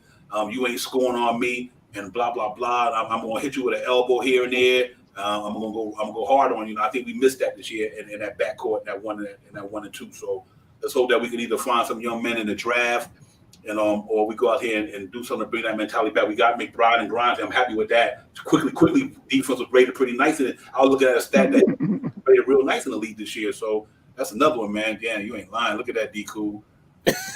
Frank. I was laughing at that too. Dallas Knicks. In the final Knicks. Picture that. Right. All the cats Knicks, man. Hey, that's listen, that's what made me think Julius Randle going here. That's what made me think Julius Randle going here for Brunson. Or they either they're gonna do that or send Dinwiddie them out, but hey, they got a good connection down there, man. Hey, we give you one of your picks back and give it the right person. So and I forgot Pinson. They got our boy Pinson. Down there chilling. Down there on the sidelines clapping it up. I mean, they really had the Dallas Knicks. They even had Porzingis in that one. That's dang. Hey, listen, how do Phoenix Suns lose? Oh my God, bro, they ain't gonna never sleep that down. Them and Giannis ain't sleeping. I can understand Giannis without Chris Middleton. I can get it. I get that. But man, you cats, coach of the year, you won 60-something games. But like I said, them cats got Devin Booker. That's about it. That could literally take over a game. You know what I mean? That could take over a game. Chris Paul, his age played a part of what he do. But man, Luka Doncic, I gotta give him his flowers, bro. That young boy doing it. That man doing his thing, man. They doing their thing. Brunson was balling. So gonna salute to the Dallas Mavericks, man. Real talk, man. Congratulations to them. And much as I cannot stand the Boston Celtics, I can't stand no Boston team. Sorry. I just the way I roll when it comes to New York. Hey, Giants and Patriots, you know how that we roll. Yeah. Yankees and the Boston Red Sox, you know how that roll. Knicks and Boston Celtics, you know how that roll. Boston Bruins, and they might got the Rangers because the Rangers have pulled that out. So listen, we ain't mess with that Boston stuff. I wanted Antetokounmpo to win. I ain't gonna run. So this how I felt. I as I talked about the Brooklyn going against against Boston. Boston, as you say it out your mouth. I'm glad that Boston beat Brooklyn. But once I knew that this guy was gonna be hurt. Oh my God, what's the the guy on oh my gosh, I'm getting a brain fart On right Boston, now. on the Celtics? No, on their point guard, Bucks point guard. Drew Holiday? No, not the shooting guard. I mean, oh my God, Middleton. Yeah, woo, man, that took me a long time to get to that one. I lay off that anyway. But once I knew that he wasn't going to be in the game, I thought Boston was going to beat them. I thought Boston was going to beat them too. Hey, once I knew he wasn't in the game. Let me tell you something, man. Hey, I think it's time for a new Knicks theme song, man. We got to think about that. I'm working on that Friday night Knicks tour to send the image. Yeah, we need to update the songs for the Knicks. We gotta get a little better than what it is. But again, I want to ask y'all both a question. Mm-hmm. Knicks get the draft lottery. We get the number 3, the ball 4, number 3 to us. Mm-hmm. We got the Phoenix Suns on the line. They want to give us Devin Booker, right? Knowing they can get a guy like Jordan Ivey, right? What do you do as a GM? Do you get that pick this Phoenix Suns for Devin Booker? I mean, if they take the number 3 pick for Devin Booker, yeah, I would do that in a heartbeat. You're gonna have to win doing Julius Randle with that. Yeah, I'm saying I'm just going. If you're talking about making the money, I ain't even going into the particulars of it, but I'm just saying. Would you do it if it's there? For Devin Booker's, we need a point guard. And Harlem girl said, "Absolutely, salutes, appreciate right. you." Harlem girl. Let's not think about like all the other. Obviously, we know more trades go with it, but just if it's right there, yeah, I'm doing it, right? Yeah, I'm doing it. I think I would take it. Okay, how about I mean, obviously, if we say the Blazers for Damian Lillard and San Antonio, how about for Murray? Would you do that? Oh, Murray, yeah. Oh yeah, no question. What? Okay. All right, so we all on the same page. I just got to keep doing that.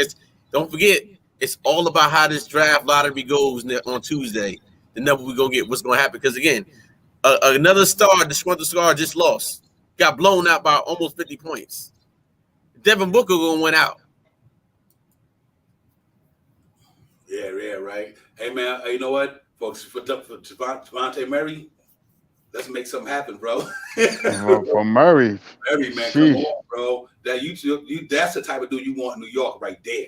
That boy can play both sides of the ball. Got length. Can you imagine him and RJ Barrett in the backcourt at 6? Yeah. That's what I'm saying.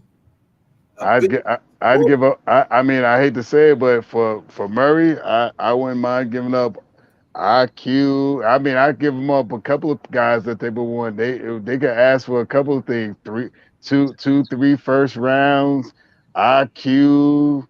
I might throw Grimes in there too. I hate to say that out loud, and Fournier to make the money match up. What he making, about 25, 23 million? Murray? Murray. No, he only on a 18 million, 17 million. Oh, so there you go. $4 million deal. Oh, there you go. Oh, I'll do that in a minute then. Yeah, no question. I give up 2 young guys plus 2 first rounds for that. I got a young team for y'all. Devontae at the 1, RJ at the 2, Cam Reddish at the 3, Obi at the 4, and Mitchell Robinson at the 5 spot. Yeah, man. I'm man. For the next 4 years. For the next 3 years, game changer, bro. Mm-hmm. Literally. And you got IQ and Grind coming off the bench. You got your second round, I don't know, whatever. You throw in a couple of veterans in there, like maybe bring Taj back just for the mentor standpoint. Man, listen. Man, that's how you build an organization. Now you on that Memphis. Now bringing Devontae Murray and RJ Barrett and Obi Toppin and Cam Reddish. Man. Memphis all day right there. That's the Memphis all day. Young, athletic, both sides of the ball. That would be. And you talking about if Obi Toppin can improve his shot blocking a little bit up front with Mitchell Robinson, to become at least a better shot. And then you got Cam Reddish, RJ, and Devontae Murray locking down backcourts and wings. That's a wrap, bro. Hey, Dean, if you think about it, Shah, if you think about this is happening. The NBA has changed in the past 2 years. The way these men are coming in, being ready to go right now, NBA ready players, they're not waiting the 1 to 2, 3 years to develop these guys. Yeah, if that's you're not true. developed, guess what? You're going to leave because the same thing's happening in college right now. Mm-hmm. If you look around the college right now, it's so many people in the transfer portal right now. So guess what? It's messing you up for high school. If you're not a top tier player in high school, it's going to be much harder for you to get a scholarship because now you got a ready-made player that's been playing for college for 2-3 years that could transfer yourself and have 2 years of eligibility in college. So guess what's happening in the NBA right now? You got more men that's ready to go right away. So what I'm saying now is, again, now when a lottery comes is, if I already got a ready-made player in a guy like Devin Booker, and also I got the shiny toy right here, I could get a number 3 pick in a Jordan Ivy, but I got Devin Booker who's already established, molded, been battle tested.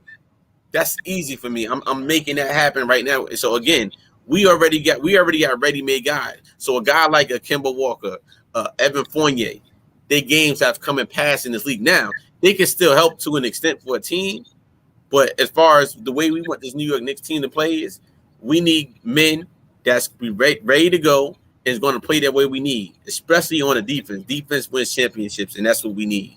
And we have those players right now in Sims, Grimes, and McBride. Yeah, real talk. Hey, man, Facts. salute to the chat, man. Salute to everybody up in the chat. Y'all got to pop up in there. Real talk, man. But you know, it's interesting, man. We in a good situation in New York. I cannot state that enough. We just got to make sure they do the right thing. If they continue doing the right thing, we're gonna be fine up in New York. We got a lot of flexibility. We got draft picks. We got talent. And let's just hope that we do the right thing and the front office makes a move that's gonna to keep us moving forward for the next 4 or 5 years, or maybe 10 years. You know, we ain't the laugh out loud Knicks no more. Even though we didn't make the playoffs, ain't nobody laughing at us. You know what I mean? We might didn't make the playoffs this year, but we not the laugh out loud Knicks anymore. We just didn't make it. But ain't nobody laughing. You know what I mean? You know. So you know that's a good thing. That's a good feeling right there to know that we got stability up there. We got guys up there kind of know what they're doing. We brought in a for real front office. We brought in development of people. We brought in scouts. We brought in money capologists. We brought in a front office, a really legitimate business front office. Now I think it's going to pay us dividends. You know what I mean? That's why I'm not too concerned about the draft pick guys. I'm not concerned because I really believe Walt Perrin's going to hit the nail on the head. And that's another reason why I keep bringing up Donovan Mitchell. Who you think scouted through? Who you think drafted or helped draft him? Yeah, you're right. You know what I mean? That's true. Yeah, Walt Perrin picked that boy down in Utah, man. Coming out of Louisville. Johnny Bryan was in Utah. You know what I mean? That's he went down with Donovan Mitchell and them dudes. I'm just being careful, bro. Now you see him hanging out with Quickly too? I don't know what to say, man. Sometimes things line, but you know, I know NBA players all hang out together, but that's just interesting though to me. I was like, that's crazy. They literally chilling somewhere. So it's cool, man. But we got a lot of stuff going on, man. I'm excited about the draft moving forward. We just got to get luck up and let the ping pong ball fall where they may, man. Hopefully it fall in our favor and get us in that top 10. And if we go in the top 10, I think we keep it. We don't go out. We don't stay in the top 10. I think that's going to be a will and deal situation, Shot Power for sure. I'm just gonna sit here and stay optimistic. I'm not sure the percentage, like I was talking earlier. I think it's 72%. We stay at 11th, and Oh,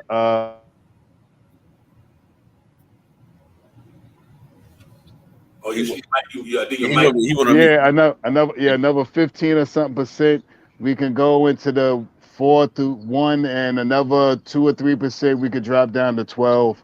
Or something like that. I seen those percentages twice today, so I think it was 72 that we stay 11th, 15% that we can jump in between from 4 to 1, and the other percentage left out. The 3 or 4% that I left out was to drop down to the 12th position. So no matter where we land at or what we do. Is going to be the telltale of what happens this summer and how we move forward with the New York Knicks team. Yeah, I tell you, for me, I'm excited about the draft, but But one day just to put an RJ name out there. I'm gonna tell y'all something. RJ Barrett in a contract year. Contract year, usually everybody show up in the contract year. Julius Randle did it last year. Everybody show up in their contract year. And he didn't have a bad year, because other than all the Knicks shot bad from a 2-point percentage, they just had a bad year. The whole team didn't shoot good. And the free throws was abysmal. RJ Barrett, to me, going in the next year, gonna have something on it. He's gonna have a chip on his shoulder. He know he in a contract year. That I book my word, I guarantee you, like I told y'all in the last stream, RJ will average 23 or 24 games this year consistently. Consistent. Because I know what he's doing right now. He's working. So whether he had the 2 or the 3, that's what I like about this Knicks team. They interchangeable. We got guards who play 1 and 2. We got guards who could play 2 4, and guard could play 2 and 3. So like Cam Reddish could play 3 and 4. You know what I mean? His big shoulders, 6'8", got a light wingspan. So whoever we do get in the draft, I'm all right with, because I know that we got the stuff around in front of them that's going to allow them to grow. But if the guy that we talked about earlier is here, I just don't see a lot of them how that's going to pan out. But it's going to be interesting going into the draft night. Will the Knicks be made moves by then? I know one thing is for certain. By then they got to whether sign Mitchell Robinson, or they sign him, or they just walk, or sign a trade sign a trade or something like that. So we got to see how that's going to go, man. I think the next big thing for the Knicks is Mitchell Robinson. Obviously, the draft, Mitchell Robinson. They scouted a lot of free agents now. I know the Knicks they scouted what's my man used to play for the Nets. Him and Perry, they scouted them, brought them in for a workout. I'm sorry, Perry and Alizé Johnson, I think that was his name, Alizé Johnson. The Knicks brought him in for a workout. So they it's amazing. So they tell me that some things are going to get moved, because if you're looking for guys, that means to fill in, right? You bring the guy to fill in. That means that somewhere down the line, and they're probably going to make a couple of moves here and there. You know what I mean? So it's going to be interesting to see. I think the Kemba Walker thing, obviously, we know that's going to happen. So it's interesting to see, man. They're doing their due diligence. They're putting their work in, and they're trying to figure out what's going to be the next step in the process to get the Knicks back to relevancy. Whether it's drafting right, whether it's free agents, whether it's trading. I think they're just doing their homework, man. And I'm quite sure they out all over the place scouting. We still got. I don't think Roker still could buy it. I don't think he's coming over here.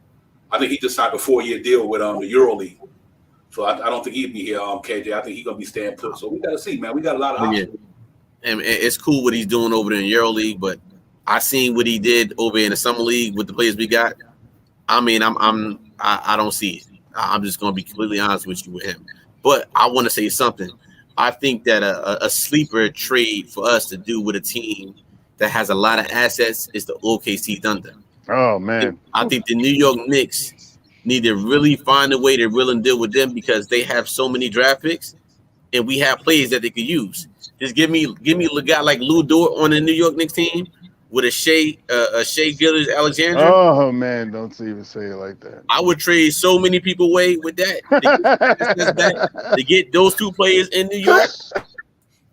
Now I know that we're in love with some of the young players, but 2 young guys that I would take on this team is a Lou Dort and Shea Gilgeous-Alexander, and I would throw in McBride with them for that. To shed these contracts. You know what's interesting about that, Kate? I'm glad you brought that up, because with the emergence of Josh Giddey, Trey Mann, and all these guys, almost killed me with that one. Yeah, I mean, but to be honest with you, they not going nowhere in the next 2, 3, 4, 5 years, right? So you're looking at you gave SGA a max contract, $158 million, whatever. Are you willing to keep that contract for the next 4 years, and knowing that you're not there yet? So if you got people like Trey Mann, Giddey, and all of them, that's not a bad look. I mean, like I said, SGA and RJ Barrett is not a bad backcourt, or SGA and Grimes is not a bad backcourt. Hey, real quick, the OKC this draft right here, they own 4 top 34 picks. They sure do. So, I mean, the willing dealing with them. They got assets and they got young players. They got young players that fit in our realm right now. Let's get rid of them players that's willing to deal with it. So to me, that's like a sneaky team. We talking about these other shiny toys we got, but to me, that's another deal that we can make. And I believe the Knicks. I think all these deals that we put up, everything is up on the jet. They've been listening to our podcast. They've been listening to everybody else's too. I just think everybody in the podcasting world is really up to ante on what the Knicks is going to do, and I believe we're all right. I just believe that this trade right here with OKC Thunder really makes sense for us to do if it would happen. Yeah, so you rolling with you'll be rolling with SGA, RJ Barrett is your core two guys, basically your core. Right. And then you just add it, and unless you bring Mitchell Robinson back to your core three, which I'm Right. not rocking with. I like the size. I like the size of that backcourt. That's a nice size backcourt. SGA about 6'6", RJ 6'7". That's nice. Throw Karen Reddish in there because 6'8". That's nice. Nice athletic team there. Luck Charm, real quick. And they all big, man. They big guys, man. Right. Hey, real quick, Luck Charm. I don't think the Rokas pick might not be a waste because we do have his rights, and the way he balling out now, you know, they could trade him. They could trade his rights away. So I don't think it's a total loss right now, because you know they can always trade his rights away and or whatever, and put him in a trade or something like that, whatever the case may be. But like Alawa said, Josh Giddey is gonna be nice, man. That's what makes that thing so interesting. I'm glad you brought that up, KJ, because like I said, when you got guys like that down there, and they got all these picks coming in, OKC right now, projected to go Chet Holmgren. Yeah. You got Chet Holmgren and Pokachevsky, 2 7-foot skinny boys who could literally got game though. You know, got good game down there in OKC. At least that's Chad Ford's projection. I think you know, if you look at the top thing people got, Paolo Banchero, Rockets. Okay, I can see that, no question. That made Christian Woods might be out of there. Jabari Smith. That's the one I'm keeping an eye on for this reason. Jonathan Isaac. That's the reason why I'm keeping. If they draft Jabari Smith and Orlando Magic, Jonathan Isaac is up out of there, because, like I said earlier, Jonathan Isaac, because of the 2 years he was injured, it's some stipulation in his contract where they can make his contract is non-guaranteed. So now they can trade him or get rid of him. And if the Knicks move on from the Julius Randles of the world and any of them guys, bring Jonathan Isaac back to New York. Because before he got hurt, that young man came out of Florida State, could D up with the best of them, and he had an offense game. I like Jonathan Isaac, so I'm gonna keep an eye on that if they go Jabari Smith, and they go with Wagner down there, Jalen Suggs. They still got folks. They got a lot of talent down there, young guys. I'm saying they really rebounded. Who knows what's gonna happen to Mo Bamba? So I can see Jabari Smith getting picked up. They don't re-up Mo Bamba. So that's gonna be an interesting pick for the Dallas. The Orlando Magic. I'm just keeping an eye on my man, Jonathan Isaac. People forgot about Jonathan Isaac because he's been injured for 2 years. But that young man got game though. He got game. You know, he fit the mold in New York. I could see him and Mitchell Robinson up front with Obi Toppin or whatever. But that side, he's 6'10", can get it, shot blocker, good defender. Him and Mitchell Robinson hold that front court up down in New York. If he come back a shade of himself just a little bit, you know, just about what he was, that'd be good for me, man. So I would love to see that. But yeah, man, like I said, 6'8" Keegan Murray there. Let me put it back up here. Let you guys see who you guys might still think you're liking there. And, you know, we get a partner, we get out of here pretty soon. But let's see here. Right now, like I said, what you guys think? Jabari Smith, we know he going, obviously. Keegan Murray, I like him. 6'8", that man got it both sides of the ball. He going 39% from three, 23 a game, 8 rebounds. That boy gonna be nice, man. He gonna be nice in the NBA. I can tell you that right now. I don't think he ain't gonna be nothing near bust. He gonna be nice. Chad Hogan obviously gonna be I think we're gonna. That's the jury's out. Like I said, shoot 39% from three. He shoots block shots, 9 rebounds, 10 rebounds a game down there in Gonzaga. You know, 7 foot tall. Obviously the one Jaden Ivey, 6'4", good size, 35% from 3, 17 points per game. It's not bad for him. You know, he's gonna be in that top. He be going. He ain't gonna say that shit. The guy I'm keeping an eye on is Shannon Sharp. Man, jump like a pole stick. Him and I want to see him and my man Obi Toppin in the dunk contest in practice. I would love to be a fly on the wall for that one. But Shannon Sharp coming out of there, 6'6". You know, he didn't get to play last year. He just was there, Kentucky, but he didn't play. We went down and we said Ochi Abadji, so that Ajabai. I'm sorry, 40% from three. Abaji. Okay, thank you. 40% from three, 18 a game, 5 rebounds a game. 6'5", another guard. AJ Griffin out of Duke, 44% from downtown, man. Oh my goodness. 10 points a game. That's playing with Bonchero and all them guys. So you got my man out of LSU, Tariq Eason, 35 from 3, 16 a game, 6 rebounds a game. Not really a facilitator. He got one assist per game. Got good size, 6'8", 216, not bad. Jeremy Shohan, 6'9", 230. I like him. Yeah, he obviously got to get the 3-point game up. But other than that, inside he can get down. Like, yeah, I like him because he play all over the court. You know what I mean? He got a lot of versatility in this game. Yeah, he got defense. Yeah, he does. Then obviously Benedict Mathurin. That's my boy. Yes, sir. That boy, 37% from 3, 17 again, and he a dog too. He's a dog, bro. He go hard. I like him. Johnny Davis. You got to get that 3-point shot up, man. He's 30%. That's Obi Toppin numbers right there. 30% from the 3-point line. 19 a game though. 8 rebounds. 2 assists a game. Ty Washington, not big on, but people wonder about that. They talk about him going to. That's a good pick for them to back up LaMelo Ball. Mm-hmm. Get a chance to back up LaMelo Ball. And I don't know what happened with Bognite down there. He had a terrible rookie season. And this is another guy to keep an eye on too, man. Kendall Brown out of Baylor. He's a rugged dude. I mean, he's athletic. He play above the rim. He definitely can get down there. Cleveland got a good thing. He's almost like an Al Socorro. So they think if Cleveland take him, maybe they pretty much got an Al Socorro right there. Obviously, Dyson Daniels, 6'6". I like him too. Yep, you got to work on that 3-point shot. But he look at. I like the number because they kind of 11 points a game, 5 rebounds, 4 assists. So he's a triple threat. He's not one dimensional. I like that about him. Mark Williams out of obviously out of Duke, 7-footer.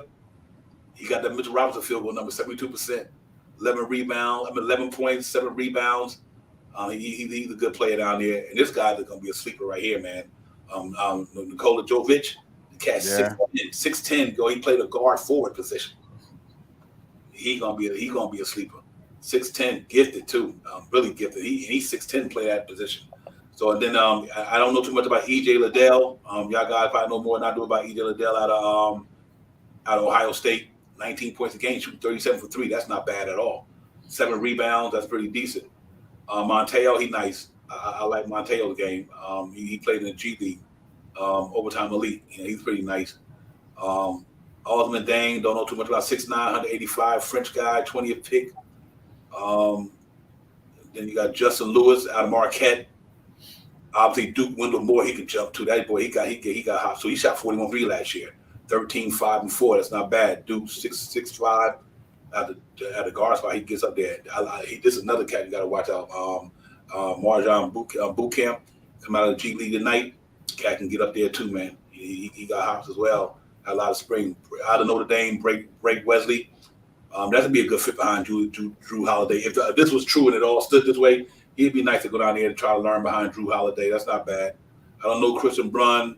Malachi, I don't know too much about him, but he shot 41 for 3 though.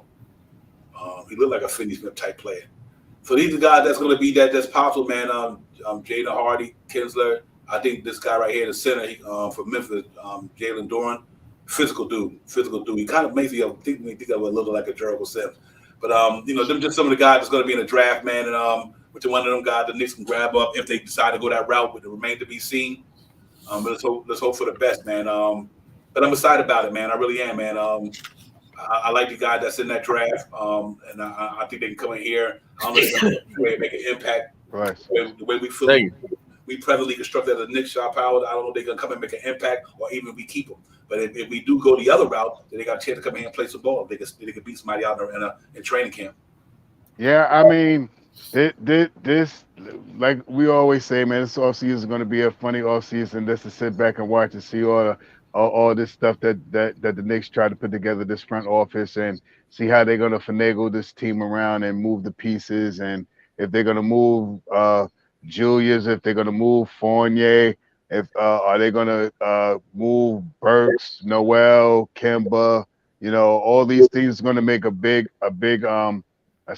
going to make a big, it's going to really see where we're really focusing the team and how we're going to move forward, you know, and it'll tell us who our point guard will be. It's going to tell us, excuse me, if we're going to keep our first and second round pick. It's a whole lot of stuff that's going to happen in this next couple of weeks that to come, and I'm just happy. I'm just happy to sit here and you know, watch it fall into place. Yeah, real talk. But man, you know, hey, Tuesday night can't be 2 more days, man. The ping pong ball will fall. We'll see where we're gonna land at. Hopefully, Worldwide West get in there and holler at Assistant Deputy Commissioner and say, "Yo, man, what's up?" Yeah, man. Yeah, fix those balls up for us this year, something, man. Take them and tell them you give us some season tickets at the next game. Something. So you need to pull a Dave the Busher and bring Patrick Ewing up in the building like they did back in the day. You know, that was the beautiful thing that ever happened to the Knicks. That ping pong ball fell. We got Patrick Ewing, so hopefully, you know, we got RJ Barrett with the 3rd pick 3 years ago. Everything has been kind of, but you know, we didn't draft too bad. I'm talking about from the top. We had Porzingis and just with the injury, just do that to the side. You know, but then we got help with the 4th pick. Then we obviously got RJ Barrett. Now, I think Obi Toppin is a better than the 8th talent to me. I really believe that.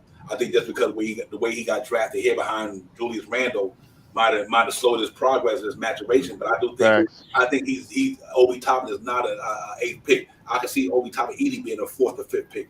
It's just that he got 4th or 5th talent. It's because where the Knicks drafted that year, but you know, it kind of threw a monkey wrench in the game. So you know, we drafted pretty well, man. You know, quickly ascended, 25th pick. Look where he at. Quentin Grimes, 25th pick. Look where he at. You know, so these guys did well. I mean, you look at Mitchell Robinson back in the day, 36th pick, 2nd round.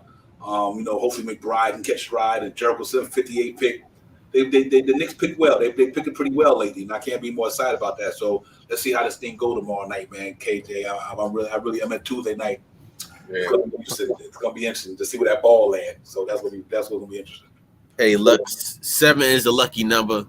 I believe the New York Knicks will get the 7th overall pick in the 2022 pick. It still remains to know what's going to happen with that pick.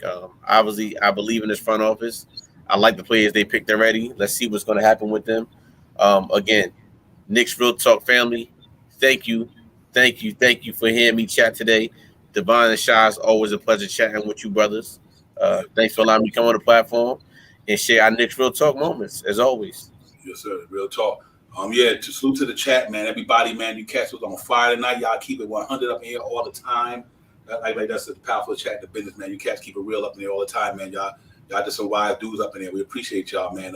Real talk, man. Y'all keep us on our P's and Q's, and y'all feedback is real important to us, man. So y'all keep sending them chats in here, man. Keep liking, subscribe to the channel. We're gonna keep growing this thing up, man. Real talk, man. But right now we're getting excited for Tuesday, man. Tuesday at draft lottery night, man. Let the ping ball fall for it all. You know what I mean? For the New York Knicks, man. Let's hope we can get this thing going. And once we get that pick out the way, then we're gonna talk about is wheeling and dealing. We really that's all we can talk about. We got some TPEs of player trade exceptions and bid level exceptions. But other than that, we really don't have no cap space to do too many things. But I think we're gonna work that out one way or the other. And we'll get it popping. My man, Shop Powers, man, give it to me, brother. You know how we do. KJ, always much love, man. I'm gonna hit you up right after this, man. I hit you on the text. I gotta ask you a question. Salute to you, Divine, as always. And the chat, you already know what it is, man. Y'all make it real hot in that pit over there, man. And I give y'all much love and much respect always, man. Y'all keep us on our P's, Q's, RSTs, and all the rest of them letters after that. You know what I mean? Facts. You know what I mean? Represent. Word up. Yeah, man. Well, let me give out a shout out to the New York Rangers first of all. Salute to the Rangers.